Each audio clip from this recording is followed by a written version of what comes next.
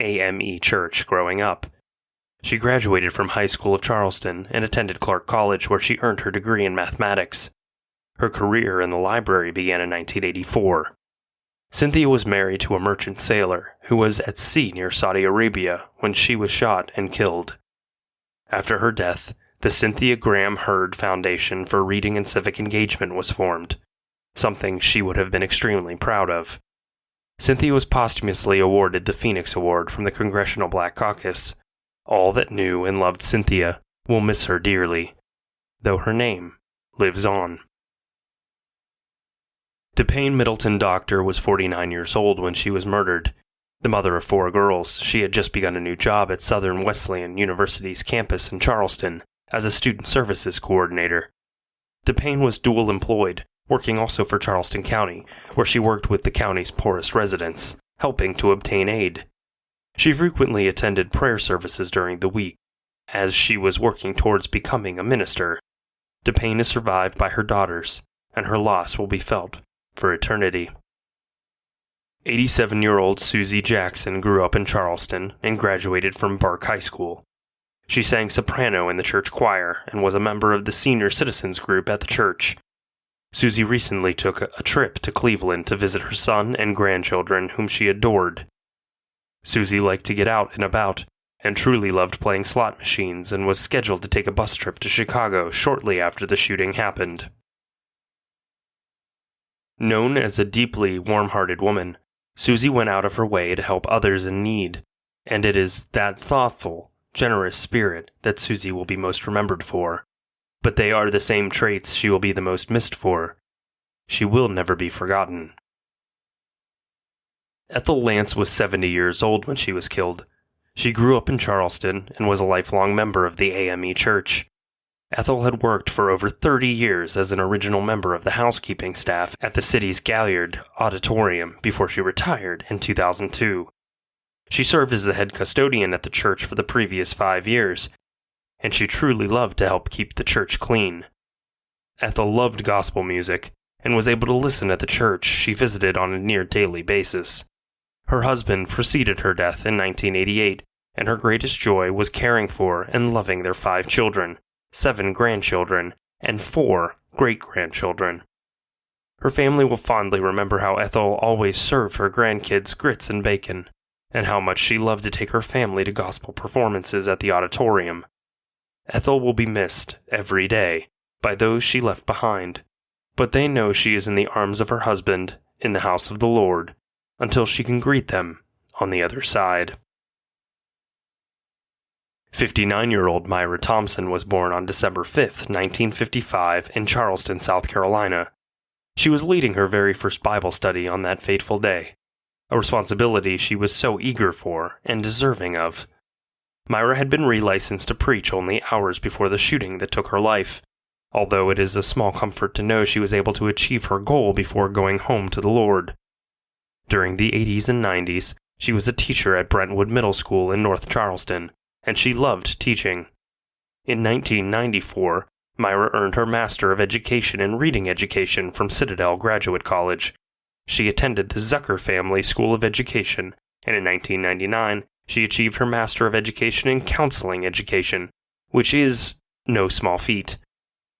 Myra leaves behind 3 children, 11 brothers, 3 sisters, and her soulmate, Reverend Anthony Thompson. He wrote a book after the shooting, detailing his journey through healing and forgiveness. There's a link in the show notes.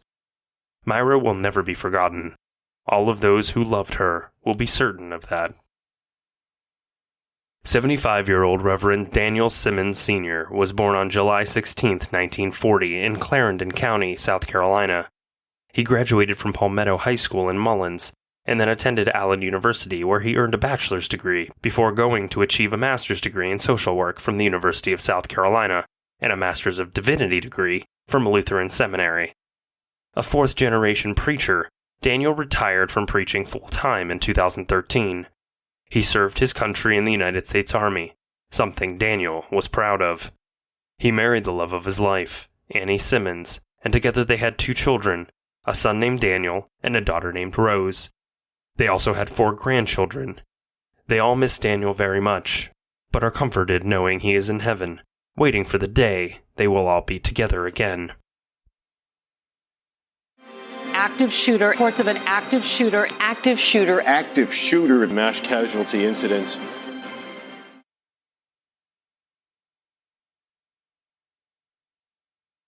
Active shooter, reports of an active shooter, mass casualty incidents.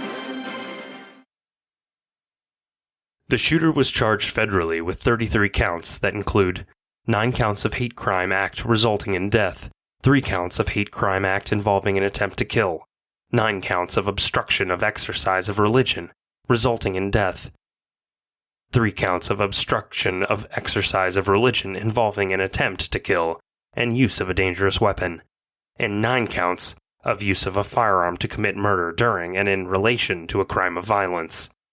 He would have been extradited from North to South Carolina, which he waived, and was flown to the Sheriff Al Cannon Detention Center in North Charleston. A mere days after the shooting, he appeared in court by the jail video system. Family members of the victims attended the hearing, and were obligated to hear that the shooter wrote his mother a letter about wishing he were home in her arms, and apologizing to her. Yet the shooting victims, families, and survivors offered nothing but forgiveness to the shooter. Bond was set at $1 million for the weapons charge, and no bond for the 9 counts of murder. Lead prosecutor for the federal case was Assistant U.S. Attorney named J. Richardson, who was based in Columbia. The court appointed David Brooke as defense counsel, and again, the shooter wrote a note, this time to the judge, explaining that he wished to represent himself, thinking his attorney would be entering an insanity plea. He believed his attorneys were mistaking his personality traits for autism, and he wasn't comfortable with it. Attorney Brooke had worked as an attorney for over 20 years in South Carolina, having also served on the defense team for the surviving Boston bomber, which took place in 2013. The defense team attempted to establish an agreement where the shooter would plead guilty to all charges if the death penalty was taken off the table. Prosecutors did not even entertain the offer. On November 28, 2016, a hearing was conducted, and the shooter again asked to represent himself. The judge warned that this was not in the shooter's best interests, but he did allow it. The shooter represented himself for the jury selection phase, but had counsel for the trial and penalty phases.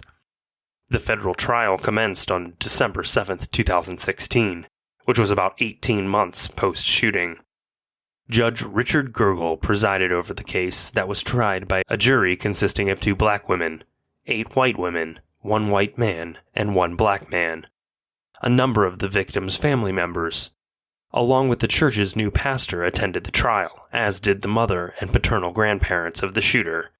At one point, someone noticed that the shooter's mother was slumped over in her seat, unresponsive. She was rushed to the emergency room where it was determined that she had suffered from a heart attack. She survived, but didn't attend the trial after that. The shooter's father attended, though not consistently. The prosecution's first witness was Felicia Sanders, who owned and operated a local salon until after the shooting.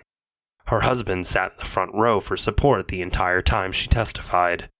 Approximately 12 officers from the Department of Homeland Security were stationed outside the federal courthouse, located at 85 Broad Street in Charleston during the trial. The county courthouse is directly across the street. On December 8th, standby counsel for the shooter requested a mistrial after a witness coined the shooter as evil. The judge denied the request and moved on with the trial, and on December 15, 2016, the shooter was convicted in federal court on all 33 counts, after a jury deliberated for 2 hours. On January 11, 2017, the shooter was sentenced to death. With regard to the state trial, the shooter pled guilty to all counts against him by the state of South Carolina on March 31, 2017. On April 17th, the shooter was sentenced to life in prison without parole for the state charges, which was the result of a plea agreement where the shooter pled guilty to everything in exchange for the state taking the death penalty off the table. The federal case was appealed, which is standard when there's a guilty verdict in a trial. On August 25, 2021, the United States Fourth Circuit Court of Appeals upheld the death penalty sentence, and the case is now being appealed to the United States Supreme Court. The U.S. Supreme Court takes up a very small percentage of cases brought before it. Therefore, it isn't likely that the shooter's case will be heard. However, we will post an update should there be any new reports. To this day, the shooter has never shown 1 ounce of remorse for his deadly actions. A lawsuit settlement was reached wherein the U.S. Justice Department must pay a total of $88 million to the victims of the shooting after they accused the FBI of a faulty background check, which allowed the shooter to purchase a firearm. According to the official history of the Mother Emanuel AME Church's website, Reverend Richard Allen founded a Methodist church for blacks in 1787. When the Methodist Church attempted to control Reverend Allen's church, he split from the Methodist Church, and on May 19, 1816, he established the African Methodist Episcopal Church. On July 15, 1818, Reverend Morris Brown and his thousands of followers amalgamated with Reverend Allen's African Methodist Episcopal Church, and eventually a place of worship was erected in the Hampstead neighborhood of Charleston. One member of the Hampstead Church, Denmark Vesey, won a lottery and purchased his own freedom, after which he tried to organize a large-scale uprising against slave owners in 1822. Another slave informed his master of the plan, which led to the arrest of 131 men. The majority were tried and convicted. Some of the men were acquitted of the charges, yet were still banished from South Carolina. On July 2, 1822, Denmark Vesey was hanged as his punishment for the attempted rebellion. Many others suffered the same fate, and the Hampstead Church was later burned by a local group of angry whites. Tensions remained high for some time, and as a result, church members met less and less frequently, though others continued to hold services in secret. Bishop Daniel Alexander Payne re-established the church around 1860, and later, Reverend Richard Harvey Kane became the pastor. The church was obliterated by an earthquake on August 31, 1886, although the current church, which stands on the original foundation, was rebuilt in 1891 and 1892. They say that history repeats itself, and the history of this church is no different. In the early years, several white men who held no understanding of the love and fellowship the church represented destroyed the building that many held so dear, an act indicative of the hatred that lived inside each one of them. Over 100 years later, a lone white man, filled with the same racism and hate, perpetrated an attack so devastating that it was meant to destroy the church once again. What this shooter could never have understood, just as the men that burned it over a century ago could never understand, is that the building was so much more than lumber, nails, altar, and pews. The church structure was the physical manifestation of the devotion of thousands of faithful, yet severely marginalized people. Despite the hatred they were met with, love was represented in the hearts of its congregation, but above all, members from both congregations displayed pure forgiveness and a will to survive, overcome, and thrive. We all have the unique ability to help prevent such a catastrophic event from happening, if we keep our eyes and ears open, and never hesitate to report when something or someone just doesn't seem right. It is our sincerest wish that there will be no more active or mass shooting stories to tell. We pray that love will prevail over hate. Too many have died! We should say to ourselves, not one more! In the meantime, we urge our listeners to stay aware of your surroundings and keep in touch with your loved ones. If you see something, say something. You never know how many lives you'll be saving.